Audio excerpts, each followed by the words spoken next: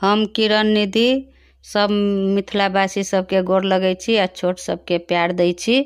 हम आई एकटा महेशवाणी गीत गबै छी जे भोला बाबा गेलत सासुर तऽ हुनका केहन स्वागत भेलनि से आबि कऽ गौरी जी से कहै छथिन, अहाँ सब सुनब।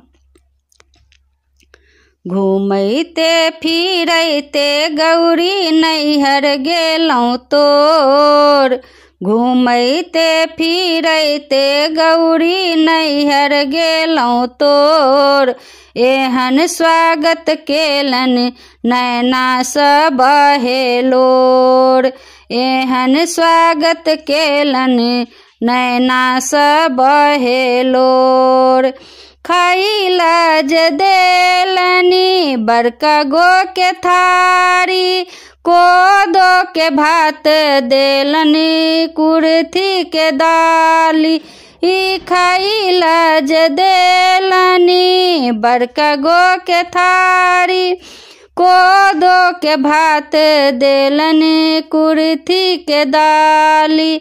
गट गट लागे गारा पनियों ने देलक कोई, गट गट लागे गारा पनियों ने देलक कोई, एहन स्वागत केलनि नैना सँ बहेलोर, एहन स्वागत केलनि नैना सँ बहेलोर। घूमैते फिरैते गौरी नैहर गेलौं तोर, घूमैते फिरैते गौरी नैहर गेलौं तोर, एहन स्वागत केलनि नैना सँ बहेलोर।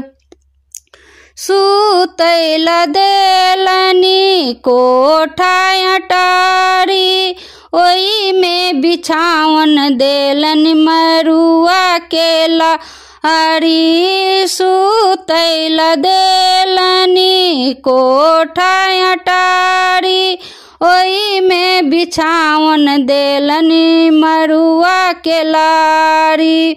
मच्छर करे भन भन उड़ी स करे शोर, मच्छर करे भन भन उड़ी स करे शोर, एहन स्वागत केलनि नैना सँ बहेलोर, एहन स्वागत केलनि नैना सँ बहेलोर। घूमैते फिरैते गौरी नैहर गेलौं तोर, एहन स्वागत केलनि नैना सँ बहेलोर। धन्यवाद।